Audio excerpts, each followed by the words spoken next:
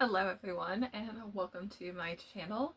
I am hopefully your favorite Silly Goose reader, Amber, and welcome to Bookish Goose. Today I will be going over my January 2025 reading wrap-up. Congratulations y'all, we made it through the first month! And like a lot of months, I did a lot of reading. I actually made it through way more books than I was expecting. I made it through 11 books, and so we will be going through all of those today. Hopefully you will enjoy it, maybe get a couple of good recs out of it, and just have an overall fun time. So let's get started. So the first book that we are going to do today is All the Dust That Falls. Now, All the Dust That Falls, I must admit, I did not read in January. I know, cheater. So ashamed. But the reason why I'm talking about this book is because I read the other 3 books in the series in January. And so what I thought I would do is I would mainly focus on this one because I don't want to give you a lot of spoilers, and then I'll go through the rest of them and you can decide to either skip ahead a little bit if you don't want to have any spoilers. I won't go into too details, but I've got to tell you what happens in the book, so you're going to know a little bit about it. So I'm going to cover this one first in case you just want to know what the general vibes are and that there are other books. If not, then feel free to keep going along. So All the Dust That Falls, I gave this a 5-star rating. It was probably one of my favorite books that I read last year. Say hello to Winnow. Yeah. So what this is it's a lit RPG book, which this is my first lit RPG. I've never read them before. And what that means is that the book exist as if it was an art role-playing game, kind of like Dungeons and Dragons, Pathfinder, one of those kind of vibes, like if the world has that system, which I personally find really interesting. I do play Dungeons and Dragons. I know, dork. I'm such a dork. But I do play Dungeons and Dragons, and I find it really cool to see the world actually acknowledge that mechanics. Because a lot of times you have fantasy books that operate in that system, but they don't acknowledge the system. So this is very open and honest that you're getting experience points and you're leveling up and you're getting new abilities. So I think that was really good. And from my understanding, that's just how that genre subsection of fantasy works. For this one, though, crazy plotline. What if a Roomba got put in an RPG fantasy world and became a god? I know what you're thinking. That sounds crazy. And trust me, it is absolutely bonkers. So what happens is this Roomba gets taken from his world that is basically our world and put in this fantasy world, to where instead of electricity, he runs off of mana of what he sucks up into himself. So he's going to get levels for cleaning and doing all those sort of things. And as he levels up, he gets more powerful as it goes. And as you can imagine from the cover, he will be fighting some demons along the way. I was so enthralled in this book. And this is going to be one of these books where I give it a 5-star, but it's not winning a Nobel laureate or anything like that. Like, it's not going to be on a best books of the century list. But it might be on one of my best books of the century because it is lunacy. It is crazy. And one of my favorite parts is that it takes a good comedy duo balance and it makes it in the book. So in a good comedy duo, a lot of times you have the funny, jokey kind of person, and then you have the straight man. And this has that. The world is crazy, and the Roomba is as straight as can be. He doesn't get the jokes. He doesn't understand a lot of stuff. And you just have this miscommunication that is super comical. And that was a wonderful read. I loved it. If you're intrigued by the idea of a Roomba becoming our god one day, I would definitely suggest reading these books. And that's the first book out of the series, All the Dust That Falls, by Zephyr. I think that's how you say their name. So do give it a read. It looks to be a lot, but it flows really quick. So it's not as intimidating as it looks. So now we're going to move on into the rest of the series. Like I said, there's going to be minor spoilers, I guess, in the sense that you know they're going to still live and that the plot will advance. I'm going to give you just kind of a brief overview of what's going on in the world, but I'll try not to give much more detail than what you're going to get on the back of it from that point of view. So, book 2. The titles of these are not the most creative, I will give it to you. So this is simply All the Dust That Falls 2. We are back with the Roomba and friends, and we are even stronger than ever. So at the end of the first book, you've succeeded in what you're going to succeed in. And now you have a situation where there are undead armies that are out terrorizing the world. And who better to clean up this mess than the Roomba? So the Roomba will now be tasked with going about and cleaning up this undead situation that is happening. I gave this book a 4.75 stars, as you saw on the screen over before this. And the reason why I did that is that I loved it. I really did. I genuinely enjoyed it, but this has a little bit of split POV with one of the bad characters, and it's okay. It kind of adds to the story, but sometimes I was reading it and I just kind of wanted to skip it. I didn't feel like it added much to it. I didn't feel like I necessarily needed to read them. Like, I think that point of view needed to exist. I think that it added a lot to giving you context of the greater situation, so you understand why some events happen, because the Roomba and friends don't understand why some things are happening. So I think it gives you good perspective on that. I just think we might have checked in a little too much. And for me personally, that happens sometimes when you have a multiple point of view book, is that you just get a point of view a little bit too often that you don't really care about. And that's kind of where this falls for me. I thought it was really great. I love the creativity of the skills that the Roomba gets. So as the Roomba is leveling up, it unlocks new skills. And for the most part, at this point, all of the skills are very directed to Roomba-like things. But the way the Roomba uses these skills, I think, is incredible. I think it's super creative. And it's just really fun to see how this whole thing evolves. So I would definitely continue reading the series if you enjoy the first. And hopefully you will agree with me that it's at least a 4.75. Maybe you don't mind the perspective quite as much as I did. Next we have All the Dust That Falls 3. I also gave this one 5-star rating, and honestly, I was obsessed. So one of the things that I really like about this series as it goes along is the characters get more and more ridiculously overpowered and strong, and even for the world, you get the feeling that they're just crazy powerful. But one thing that this series does really well is it still challenges your characters. This is not going to be a One Punch Man series where this Roomba is level 5,569 and one instance sucks up anything that gets in its fight. That's not how this works. The Roomba will be challenged. The Roomba will have to fight. It will have to think. There are things that they will struggle with. And book 3 really starts to cement their place in the world, and I think it does a really good job of that. So, as the cover alludes, there do be dragons. It's a good fantasy series. There do be dragons.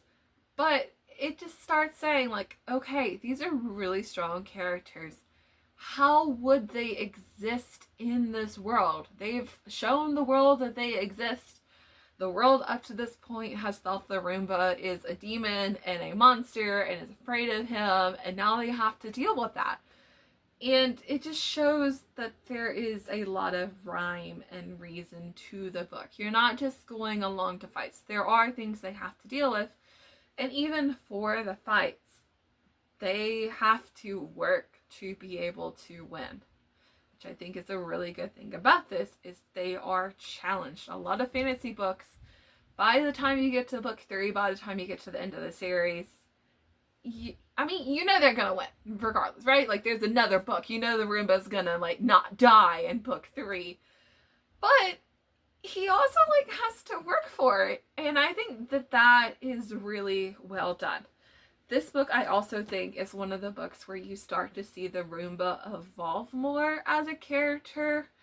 It starts to be more sentient, and one thing I like about the Roomba, and I didn't notice it in the first 2 books, which I probably will in a reread, is the Roomba becomes smarter, becomes more complex, becomes more thoughtful, becomes more mindful as it levels up.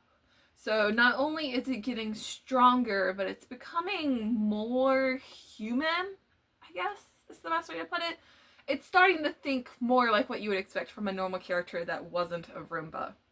And I think that that's really important to see this effect on the characters. I also just find it 100% laughable that the other main character is this little girl and everyone is always taken aback from her. But there are a couple characters that are more grounded in the situation, and they try to treat her more like a little girl sometimes. And I think that that's really sweet that you see this, like, young character. Like, you could give this to a kid and the kid would probably think that it's great. Like, YA kind of vibes. Like, one of the main characters is really young, but they become an adult. They become really important. They become really big. And she's just great. I love her. And this is honestly just another really fun book. And I love how the world expands to continually grow it. So you're not getting the same storyline over and over again. It's not like they fight a goblin and then they fight a goblin and then they fight a zombie and then they fight a skeleton. Like, there's other plots to it beyond the fights, and a lot of times the fights have meaning behind it. Like, a lot of really good fantasy books. Sometimes you get to a fantasy book where it's just like going from fight to fight to fight to fight just because we want something to happen. Like, there is a reason why you're fighting. There's a reason why there are monsters or zombies or whatever you're fighting. There's a reason why there's a dragon. Like, you're just continually expanding the world. It's kind of like when you're playing a video game and you start in this one little world and then you become really good at that one little world and you're like level 15 and you don't get challenged by that anymore. And then it unlocks this, like, other world. And now you have to go over there and you have to interface with that. And so the Roomba's world's expanding. And when the world is expanding, it's still getting challenged. And I just think that that is a really good thing for a fantasy book to have, is that your characters are still being stretched by their experiences. So we get to the last book in the series. We have All the Dust That Falls 4. I also gave this 5 stars. This book is such a great way to wrap up the series. So up to this point, books 1 through 3 have been happening pretty back to back to back, consistently through not a lot of time skipping. But when you get to book 4, there actually is some time skipping and passage of time. And I think it's really well done. So you get into a lot more world building and just dealing with the world that you have than you have in the other books. And this book does a good job of giving you time to see how they go about doing what they're doing. But you don't sit in it so long that it just gets really boring. And I think that that's really well done. So you do have some time transitions between sections as you kind of do this thing, and then you'll skip a while, and then you'll do this thing. And so it flows you through, and it covers a lot of the world building and establishing where you're just going to end up, that I think does really good. My favorite part about this book, and I was surprised, is the epilogue. So this book wraps up, it's really well done, and then you get to the epilogues and they're just like chef kiss. There are 2 epilogues. I won't spoil them for you, but the first one kind of does a really good character wrap up. So you get to see up to the end of the book, and then you get to the epilogue and you get the wrap up of another main character's story also. The last epilogue, it just brings everything full circle, and it is so sweet and heartwarming and touching. And I think it just does a really good job of saying we started here and we're going to end here. And it's just really peaceful and cute. And for a silly little fantasy story about a Roomba becoming the most all-powerful OP being in the world, I wasn't expecting that, right? Like, I wasn't expecting an epilogue that would make me go like, oh, but I got that. It was just such a sweet wrap up to the story. So if you're enjoying the series and you get to book 4, make sure you read those epilogues. They just give it such a good wrap up, and you're really happy with where you leave the characters. Overall, all 4 books. So all of the dust that falls, it looks like a lot, but it is so much fun. I would 10 out of 10, must read, would recommend. If you like fantasy, if you've ever played Dungeons and Dragons, if you think that you would like something in those veins, you have to give these books a try. They are worth it so much. The next book that we have is the first of a duology, The Game of Love and Betrayal.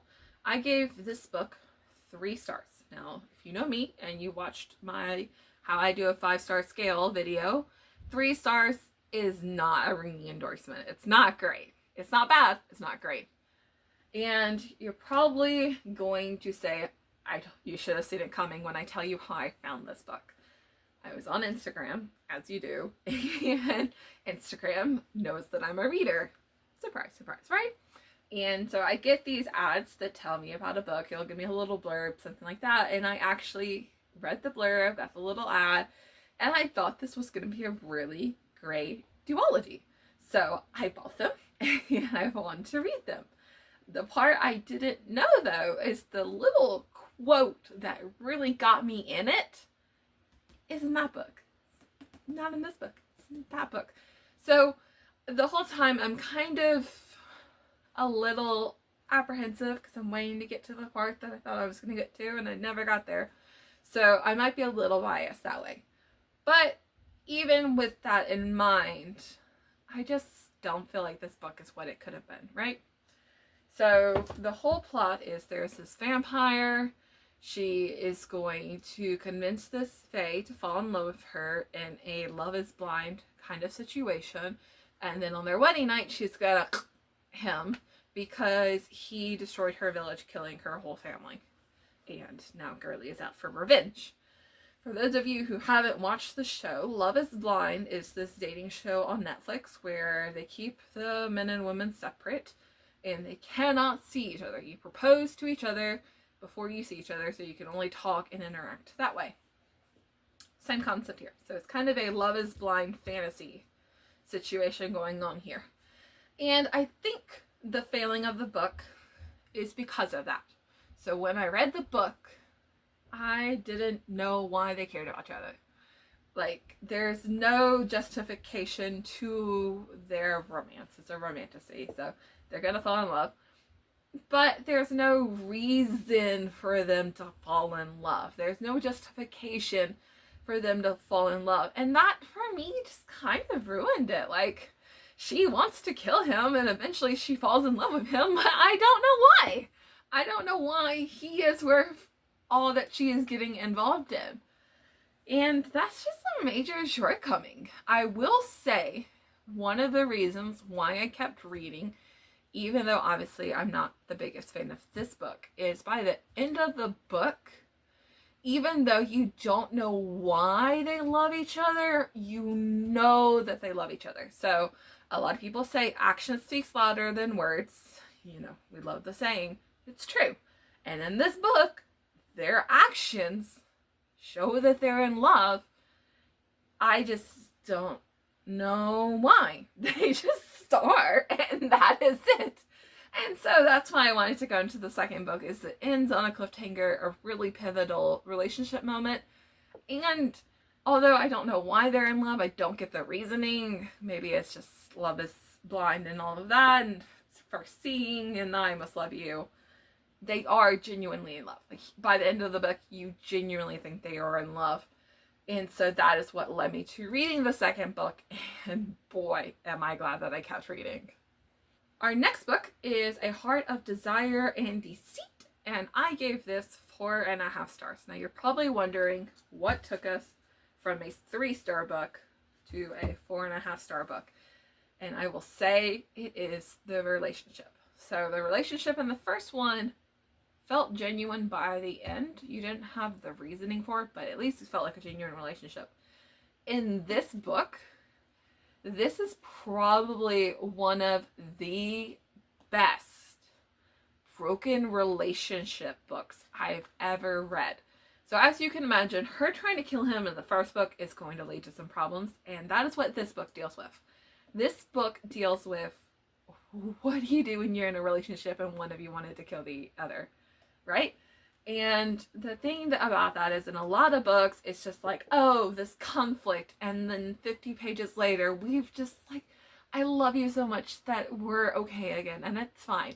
And that's not what this does. This says, hey, our relationship has problems. This is hard. And we're going to have to put in work. We're going to have to make efforts. We're going to feel insecure. We're going to have some like talks about this to realize what's happening. And I think that that's just great. Like in a lot of romance books, there's a problem, but you don't really get to see them actually moving through it. Now, I will say, the plot in this book, it leaves a bit to be desired. It's very basic, but this is also a romantasy book, and it's very much more of the romance in a fantasy setting of it, so it's less of a fantasy with romance. So it makes sense that the plot's a little light. That's why I kind of dinged it.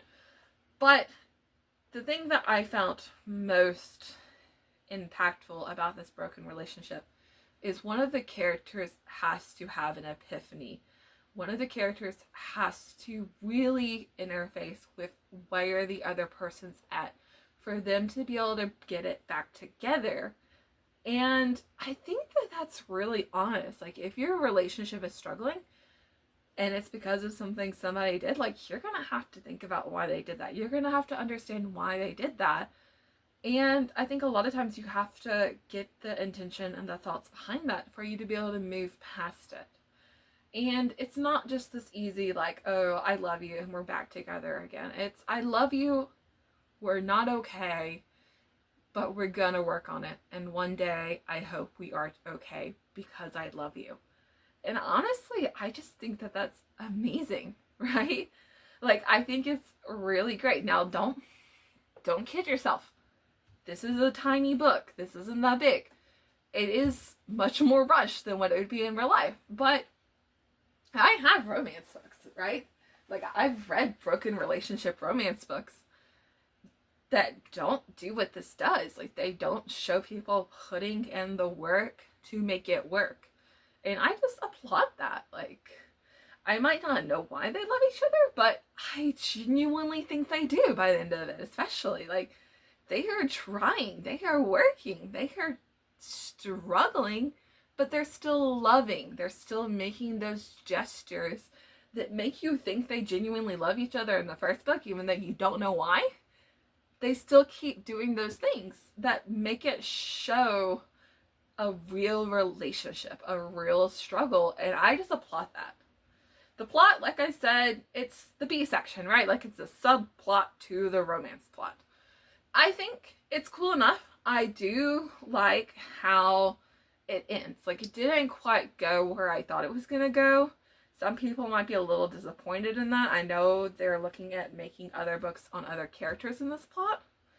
So maybe you'll see some of what you were hoping to get in the first 2 books in those books. I don't know. We'll have to see. I don't know if I'll keep reading them. But I am keeping these books. I spent probably a month trying to decide if I wanted to keep these because I really, really loved this one. And I was meh on that one. And I decided to keep them just because I like this. And if I want to tell somebody a broken relationship book where they kind of make it work and they show some genuine effort in it, I have to have the first one. So, love it. Don't hate it.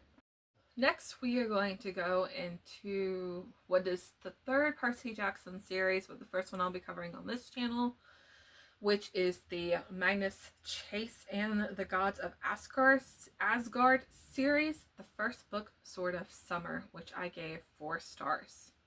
So Magnus Chase is a side trilogy to the Percy Jackson world canon. I started last year going through all the Percy Jackson books that were all very directly connected, which means I didn't read the Egyptian series. And I've already read the original Greek, Percy Jackson and the Olympians, and then the Roman version. And now I am on the Norse books. I have read all of them. I'm about to walk through them. And then I am about to start Trial of Apollos this month. So when I started this, I hadn't really thought about how many books there were. And then I realized I was signing up for like 22 books. So what I have been doing is I've been doing in every other book. So I'll read a book, and then I'll read a Percy Jackson book, and then I'll read a book, and then I'll read a Percy Jackson book. So in this review, I'm not going to go in my reading order for the month. I'm just going to group them together because they're all the same series. So why not group them together? And the first of these is Sword of Summer. My first thing that I will say about this series, just in general, is it's much darker than the Greek and the Roman, which, true to source material, right? I just hadn't realized, not reading them all back to back to back, how much of a vibe shift this is. And just keep that in mind. It's not quite as rainbows and roses as the Greek and Roman series was, which, I mean, they literally go to Tartarus. So I don't know how rainbows and roses it is. It sometimes manage to get even darker. There's also some content warnings that you need to just read about these. It does get darker, which means that you're going to handle heavily your stuff. One thing that I did not like about this is that Magnus is the worst at the beginning of the book. He gets less insufferable as the book goes on, so by the end of it, it's fine. But the first little bit, he is a doozy. So if you don't like unlikable characters, just know he does get better. And I think one thing that I really appreciate about this is he starts out homeless, which for kids literature is pretty unheard of, at least for what I was reading as a kid. I didn't deal with a homeless kid. I knew homeless people existed, but I didn't read books about them. And one of the best ways to grow empathy about somebody is to read about them. Even though he doesn't stay homeless, you know, he still has that experience. He still carries that with him throughout the whole trilogy. So I think that that is a really big thing to deal with. Minor spoiler, but it happens within the first couple of pages, less than, I don't know, like 20 pages in probably. Magnus dies. And he goes to Valhalla and becomes one of the warriors of Odin. And so this is him just kind of dealing with that, and then also trying to stop Ragnarok. So all of these books basically will all deal with stopping Ragnarok. This is the first way that they stop Ragnarok. It has to do with the wolf on the cover. I won't tell you too much about it. But I do think that it's really interesting the way that it works, and I do like the world building. So the world is very rich, and you have a lot of representation here that you don't necessarily get in some of the other kind of books. So one of the characters is a devout Muslim, and I think that that's really well handled considering that they're dealing with Norse gods. But even though Magnus is atheist, he's very respectful of her beliefs, and I think that that's just lovely. Like, be respectful of people's beliefs is a lesson we should be teaching people. And there's also a deaf character, so they talk in sign language, which is another, like, disability representation, and I just think that that is really good. I think that the representation, especially in books geared towards younger people, is really important, and I think it's also really great that you can read this as an adult and still really enjoy it. So, first book of the series, character's a little insufferable, so I can't rank it too high because I do not do a insufferable character.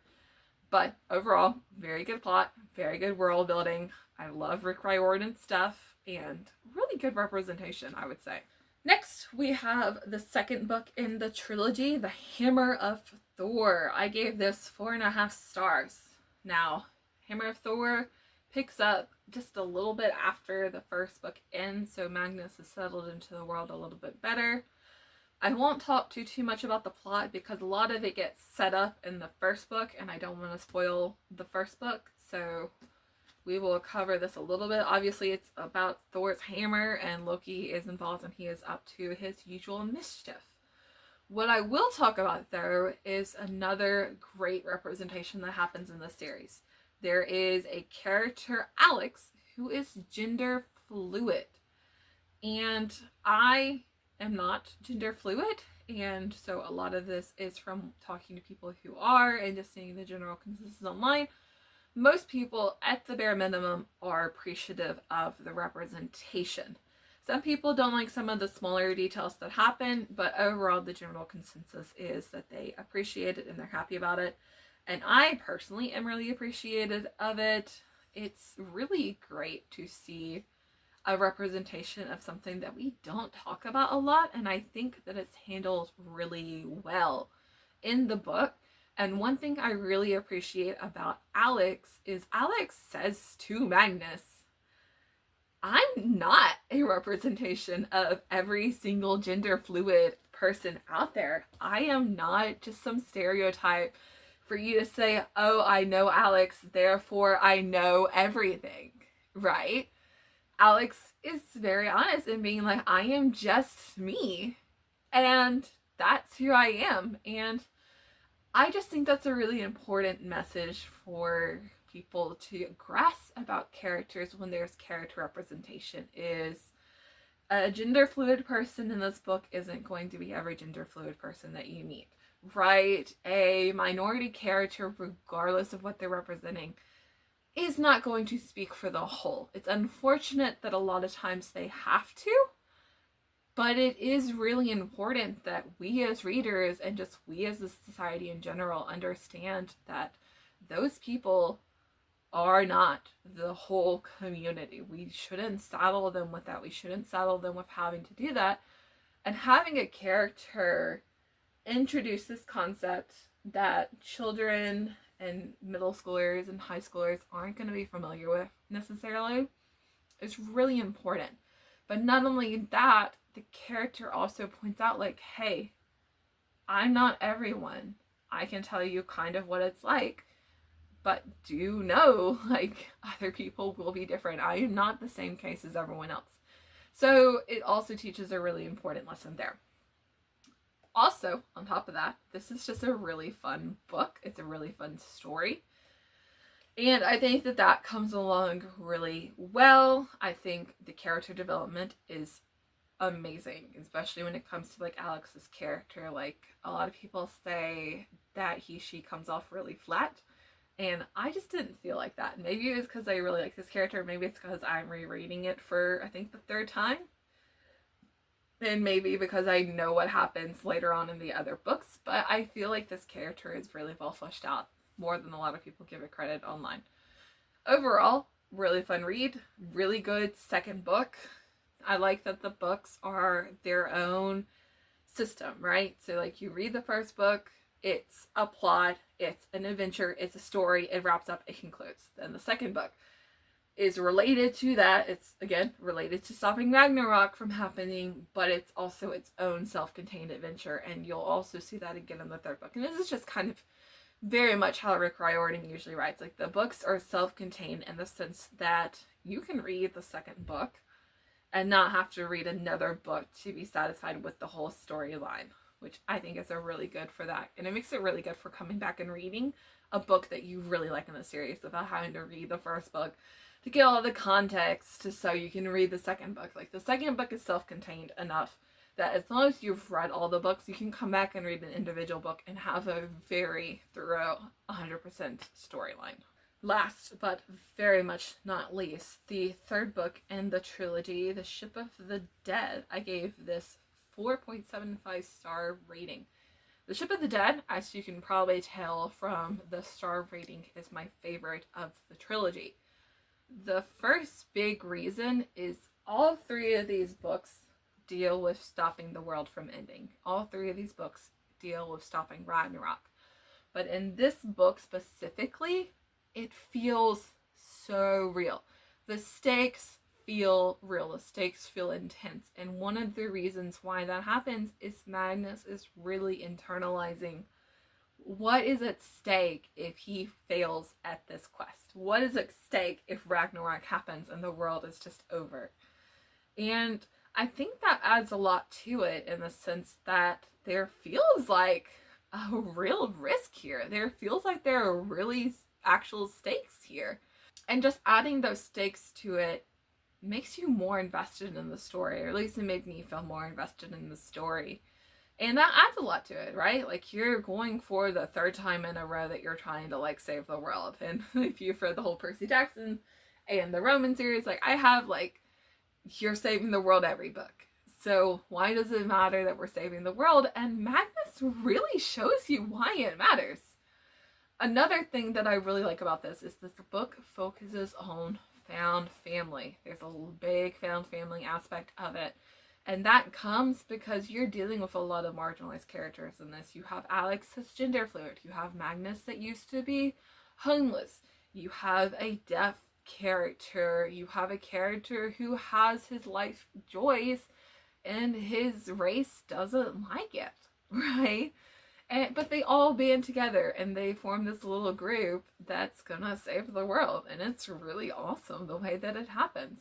And I just think that that's really sweet. And I think it's a really good found family story. The plot is good. It's very fast paced. This is the shortest of the Magnus books, I think. Looks to be the shortest. I'm 95% sure. It feels like the shortest of the Magnus books. But I think it does a really good job of wrapping up the trilogy. Like, when you are done, you feel like you're done. I wish that there were more books. I really like this series. I wish it was 5 books like all of the Percy Jackson series are. But I don't know what you would add. I genuinely don't. I don't know what's missing. There's a companion book that I'll cover next month that adds a little bit to it, but the story is complete. The story is whole. There's nothing left. And that's a really good thing to have in a book, is to be done and to stop, right? Rick Riordan could have made this 5 books, but it wouldn't have been good. This is 3 books. It's supposed to be 3 books. It should be 3 books, and it comes out really good being 3 books. So all of that to say, love the character building, love the relationship work, the plot is good, the representation is amazing. Overall, 4.75 stars. Next, we have My Happy Marriage Volume 8, which I gave 5 stars to. My Happy Marriage is a love story that takes place between Mio and Kyoka. And it's also an anime on Netflix if you watch on there. They've gotten through the first couple books, I think. In the first series, it might just be the first book. But it's a really sweet series. And we also have Willow over here, minor camera adjustment. And the thing about this is a short story collection. Now, short story collections are often gonna have ones that you like better than others. I will say the first one is the longest and the slowest pace out of all of them. And once you get past that, like, they move really fast. Like, they're really short once you get past that first one. But the first one lasts for 66 pages out of a 140 page book. So there's one short story in here that's almost half the book. So you keep that in mind. However, these are adorable and they tell you a lot about the characters. The first one, like I said, takes up the most, but you probably get the most character building out of it, and it tells you a lot about Kyoka that you meet, and it tells you a lot about why he is the way he is, especially when you first meet him in the series. One thing to know is one of these stories focuses on the Kudo parents' relationship, and it's icky. It's icky. So look at content warnings about that if you're sensitive to that. Just in general around the series, like, it can cover some heavy stuff.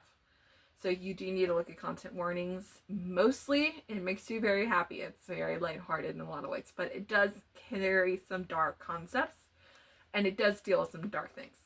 You don't get that a lot in most of these stories, but there is one story where I was a little cringed.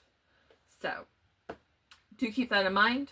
Regardless, though, I think this book adds a lot to the overall series. I think it adds a lot to the characters in a way that you wouldn't get without a short story collection, which I think is a good thing about short story collections. A lot of times these authors will have stories around their characters that just don't fit into the grander scheme of the book, but they build the characters, and that's what this does. This tells you a lot about characters, especially side characters. Like, there are side characters. It's not just these two the whole time. Like, there are side characters that you find out about. You live through one of their days. You find out more on what they're thinking, and I think that adds a lot to it. So definitely recommend. Obviously read all the other books first, but they're very short. The longest one's probably about this page, so you're looking at under 200 for each of the books. And also, if you want a really cute anime, the first series of this is out, and the second season should be coming out if it hasn't already. I need to check on that now that we talk about it. So I'm going to finish filming this video, and then I might just go watch some of this. So thank you very much. Next, we have a book that is a little bit harder to talk about, The Tipping Point by Malcolm Gladwell. I gave this 3.75 stars. So The Tipping Point by Malcolm Gladwell is about how little things can cause these big effects. How just a few people wearing a type of shoe makes that the biggest thing in fashion. How one person's activities spreads a disease throughout a country, right? And that is really cool.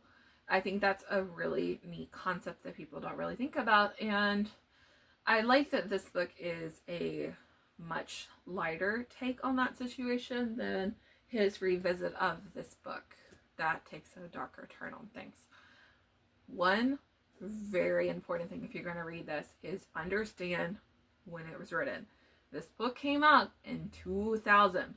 Malcolm Gladwell built his arguments based on the research available at the time. So that leads us to the kind of uncomfortable, unfortunate situation. He talks about the broken window policy in policing, and he himself admits he gets it wrong. There's a couple other minor things, but that's the big one that he just really missed the mark on. And he regrets that. He talks about it. I'm going to attach a TED Talk that he actually gave about how he got this wrong in the description below. And I think that's a really important thing to talk about. And I think it's rather unfortunate for him because he talks about how he was really fortunate to where he's gotten from and how his family's had a lot of breaks, even though like his mother's from Jamaica. Like, he's been really fortunate in a lot of ways. And so he gets a lot of bad credit about that, which he deserves, right? Like, he got it wrong. A lot of people use this book to justify that policing style. But I do think it is really admirable of him to talk about how he got it wrong. Even on the book tour, when he was talking about getting ready for The Revenge of the Tipping Point, which I'm about to talk about, like, he talks about how he gets things wrong in this book. And I just think that's, you know, credit where credit's due. Like, did he mess up? Yes. But he's willing to tell you that he messed it up, right? Overall, though, if you look past that, I think this still has really good concepts in it. If you look at it more from the overarching theme of the impact of people, of the impact of the situation, of the impact of the environment, I think that this book still has a lot of really good points to be made. Just understand that some of his case studies are not what he thought they were at the time. And I think you get a lot out of this still despite that, right? I still think that his concept on like the impact of a few individuals, I think that that's still really important. And it's a really interesting take given where we're currently at, where you have social media influencers where one person can start this huge trend online, right? So I think that this has a lot of good takes, just know it's dated. And that is mainly why I gave it the rating I did. Because I still think it's worth reading. I still think it has very valuable points. I just think that unfortunately it was made at the wrong time for that. Next, we have Revenge of the Tipping Point, Overstories, Super Spreaders, and the Rise of Social Engineering. I gave this book 4.75 stars. I really enjoy this. I try not to hide the fact that I really like Malcolm Gladwell's work. I like how he takes research, he talks to professionals, he listens to people who know more than him, and he uses that to prove the points that he wants to make. The first book talked about how good things come out of these small little tweaks. This book talks about how bad things happen. This does talk about the opioid crisis, so do know that coming into it. It also talks about a couple other things, so like every time you're going to read a book, look at your trigger warnings, make sure you're up for it and everything. Going into this, I am a little disappointed in the fact that it does not talk about what he got wrong in this book, right? Like I just got done telling you, he got things wrong, and he was talking about the things he got wrong on the book tour, so when I picked this up, I was like, oh, this is gonna like address the stuff he got wrong. It doesn't. That sucks. That's unfortunate. However, if I had been a like good reader, I would have read this little bit, and this would have told me I wasn't getting that. So, for the sake of this book, I didn't hold it against it, because I just went in it expecting what wasn't going to happen, because I just had my preconceived notions about it. So I don't hold that against it. Just know that this doesn't address what that got wrong. This just looks at the bad stuff that happens from what's covered in the first one, and it builds on it, and it fleshes out the ideas more. That being said, I don't think you have to read the first book to appreciate this book. I think it helps. I think it adds to it. There are a couple of concepts covered in the first book that this book covers that he doesn't bother explaining, mostly because this is the response to a book. So he's kind of assuming you read the book, I'm assuming. At least that's how it feels. However, if you don't want to read the first one because you know it gets some things wrong, I think you're still perfectly good reading this one. What I like about how this book operates is it starts out, it lays the foundation for this big concept that you're going to revisit at the end of the book. And then it walks through case studies that show these ideas that he wants to talk about. The overstories, the super spreaders, and the social engineering. So it talks through those three concepts, and then it revisits that initial story that laid the foundation work to bring everything together. I think that that is a really good way to format a book like this. It's very much case building. It very much cites his sources. There are pages of notes where he's just citing sources that if you want to go back and look at, you can. There's even an index in this book. He also writes really approachable. A lot of people read nonfiction books, and people who don't read nonfiction books just don't think that they're very approachable. Malcolm Gladwell is very approachable. If you want to get a taste of his story that's a little bit less concept-y and more story, he also wrote The Bomber Mafia, that uses the same tone. It's just got a little bit more story built into it than this does. So if you want to kind of dip your foot in the water, that's a good idea. This book, however, I think is really important. I think it really talks about how these little things are changing the world in such big ways that we aren't focusing on, right? Like, if there's something wrong in the world today that you want to be changed, this can kind of, like, give you ideas about it.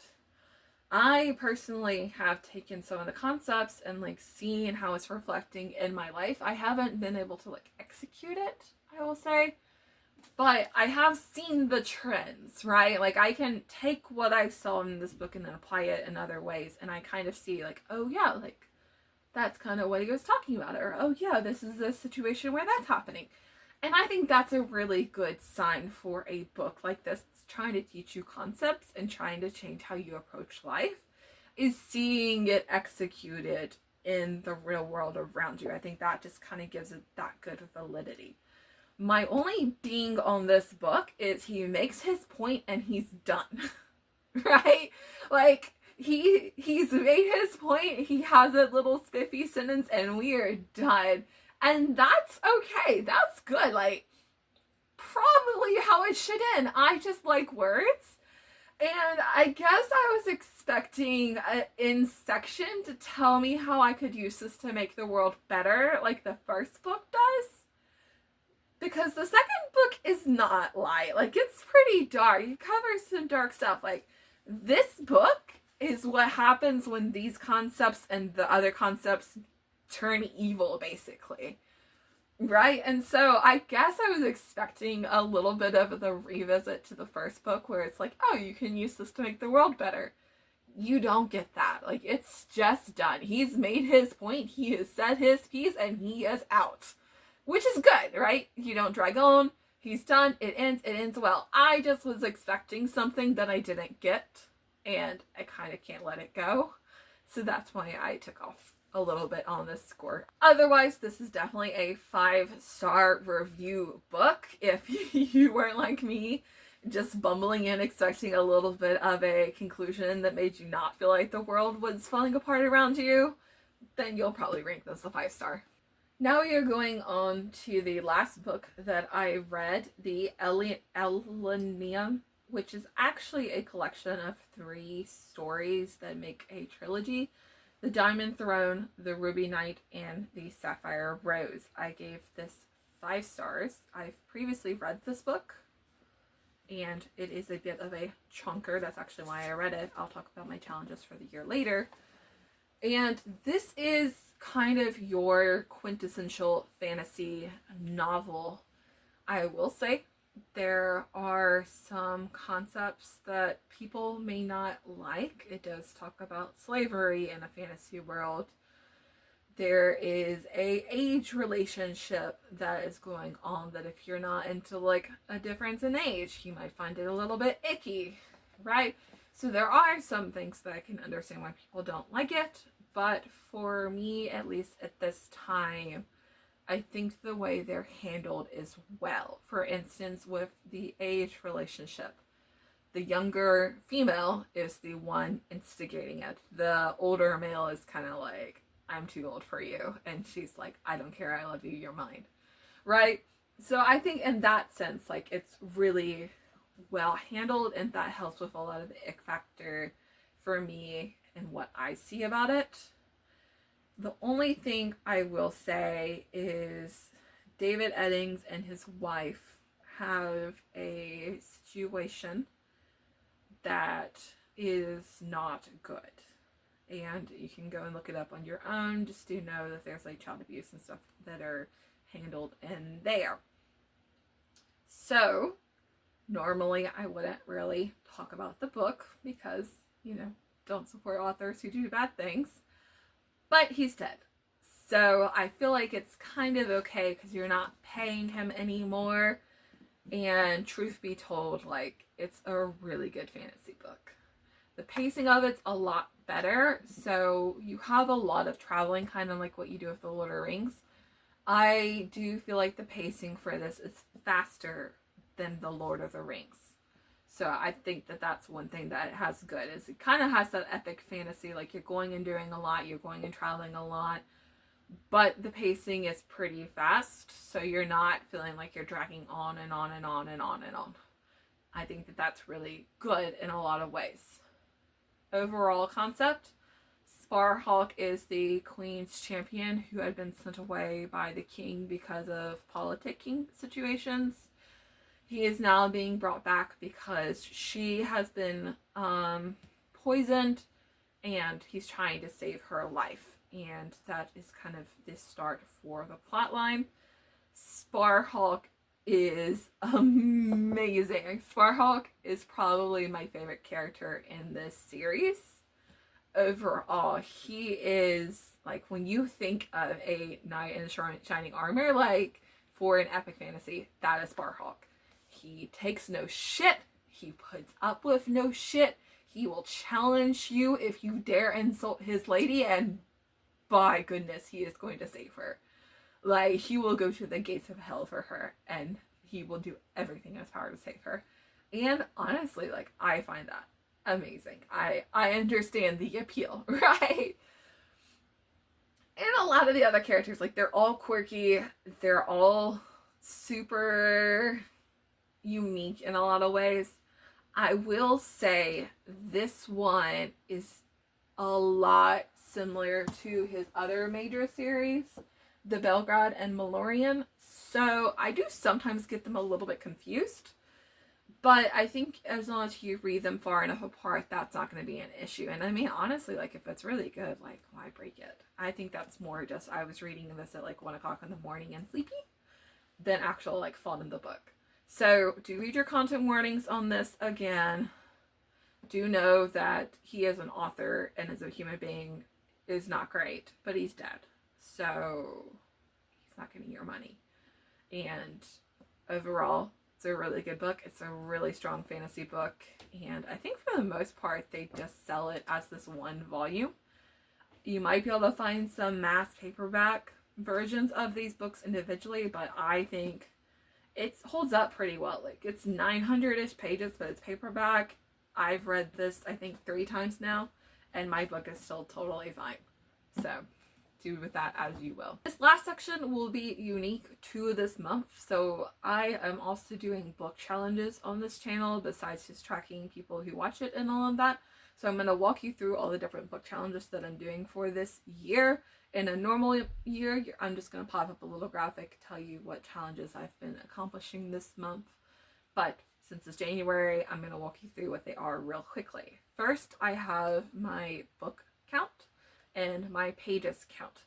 My first one is 52 books this year. Last year I read 116, so 52 will probably be stretched. I just like to set a challenge where I'm accommodating, right? So I'm going to get to some months where I don't read a lot of books. And I want to be able to accommodate that without feeling bad about this, right? Like, I read for fun. I read for a hobby. I do not need to feel bad because I did not read enough books in a year, because that is silly. If you have read 1 book this year, you have done amazing. If you have read half a book this year, if you enjoyed it, that's great, right? So I don't want to do that. So this will probably get stretched throughout the year. What I did last year was I did 52, then 75, and then 100. So that'll probably be what happens is as I get close to the 52, if I still have a lot of a year left to go, I will probably go to 75. And then if I get to 75, I will probably move it up to 100. Just depends on how this works. However, I also set a pages challenge because one of my challenges I'll get to in a minute is to read more larger books, like what I did with the LEM. I wanted to account for that, so most books that I read are going to be 300 to 500 just because that's how most books are. And I didn't want to just impact my book number, look at last year and feel under accomplished. So what I did is I took 300, I multiplied it by 75, which is kind of what I try to do in a year. And that's how I got this goal. So my goal for pages is 26,250 pages. So that is where we are at with that one. That challenge I probably won't update you on just because I don't think you necessarily care about all the pages I read, but I'll just flash up a little graphic and move on with my life. So the first challenge that I'm doing is on Storygraph, called 25 Reading Prompts in 2025. It's a pretty year. It gets you good numbers. So for this prompt, they are just 25 random, well, they probably thought them out, but for me, random challenge prompts of different books to read. So it'll have prompts like read a book by a female author, read a book by an author from a country that you've never been to. One of them was read a book from a series that you never finished. And so I'm slowly working my way through that. I'm not going to go through all 25 because I don't think you want to listen to me just read them out to you, but I will have the link to this challenge and all other challenges in the description below. So if you are on Storygraph and you feel like doing this challenge, I would highly recommend it. So I'm very excited for this one. Next up is TBR 25 color coded challenge. This one is similar to challenges that I've actually hosted on Storygraph before, where all you are focusing on is the colors on the covers of your books. So for instance, I believe this one I counted under white. So there's a lot of white on the cover, so this covers and meets the prompt for a book with white on the cover. I like this challenge just because I think the covers on books makes a big deal. Like you let's be honest, we judge books based off of the cover, right? Like when you're going through the bookstore, if there's a cool cover, you're gonna look at it at least a little bit. So I think that challenges that focus around the covers sometimes are really cool to do. And I also just like having colorful bookshelves. So for me, reading all the different colors of the rainbows is very fun for me to do. And it also gives me a place to put books that might not meet another prompt, but they have a certain color on them. So I can always shove them under this prompt instead. Next is the Get Those Big Books Read challenge. So the point of this challenge is just to read larger size books.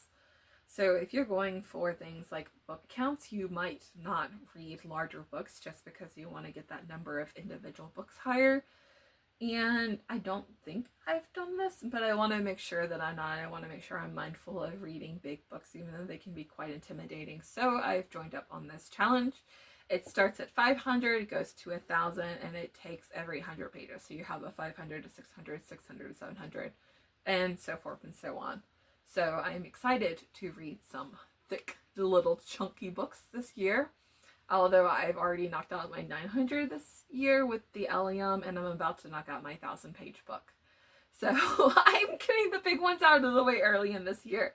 But that doesn't mean I won't read any bigger books this year. It just means that I wanted to go ahead and read these books. And so I have, and I've enjoyed them. The next one is the 2025 Genre Reading Challenge, Always Fully Booked. This is based off of a reading planner, it looks like, from the description of it. I personally don't do the planner. I don't know anything about it, but I do like this prompt. I usually try to do a genre-based prompt every year. I typically lean towards romance, YA, fantasy, and sci-fi, and I read about 10% nonfiction. So that's 5 genres out of the numerous genres that are out there. And in order to kind of make sure that I am reading other genres too, I like to do a genre-based challenge. This only has 10 prompts, and it's simply just read a book from this genre. So it's read a fantasy book, read a mystery book, read a thriller book. And my hope in doing this challenge is that I do keep reading a wide variety of books, because literary fiction, mystery, and thrillers are kind of intimidating for me to read because I don't always have the best luck with that genre. But I want to keep pushing myself. I want to keep reading books outside of just my comfort zone. And so a genre challenge for me is really helpful in that. The next challenge that I will be doing is the Fantasy Subgenres Challenge. So for me, I like to do subgenre challenges for genres that I read a lot of. I tried to do a romantasy one last year. There were just some tropes that I didn't really like, and that might happen to this one. I am not unable to get rid of a challenge if I'm just not vibing with some of the prompts. But I do try to get a subgenre challenge just to kind of push myself. For instance, with the fantasy one, there's Wuixa. I'm not sure how you say it, but it's apparently like martial artist fantasy that I've never realized that was a thing. Maybe like the Avatar Last Airbender would have fallen under that since it's based on martial arts. I'm not sure. So I'm really excited to see kind of where all the different fantasy subgenres are. Fantasy is a very big genre for me. So to explore the different types of fantasy, I think will be really good for my enjoyment, just to see kind of what's out there. Like I already found out that there's like a lit RPG genre out there that I've never explored before. So I'm really interested to see where this challenge takes me throughout the course of the year. Although we might get to the end of the year and I have to have done a couple of books to meet the challenge. But that's all the fun of it. You know, you want to expand your horizons. You want to try out new things. The last challenge that I will be participating in is Reading Through the Ages. This is a publication-based challenge. it kind of encourages you to read older books, which I was very into classics last year, and I do enjoy reading classics, so that's kind of what this is geared towards helping me accomplish. The way it's set up is there's one book before 1800, and then it goes 18 to 19 by 50s, 19 to 2000 by 25s, and then 2000 to present by decades. And then there's a bonus challenge for your birth year. I find it really interesting to read older books just to see where they are. Last year I read Dracula, and that was a super surprising feminist-esque book that I wasn't expecting from that time period. So I think you learn a lot when you read older books, just to kind of see where we got to where we are at the very least. And they're still usually very enjoyable. Obviously some classics just aren't going to be my cup of tea, but I only have to read one from each time period, so I think this is definitely doable. So now that we are here are where I stand on my overall book and page challenge. Here are the challenges that I have added my books to cover for the year. And as always, thank you very much for watching my video. I hope at the very least you enjoyed watching a little bit of Willow. She at least seems to enjoy listening to me talk, and I hope that you just have a great day and a great month. I hope February ends up being really good for you. And as always, DFTBA. Bye.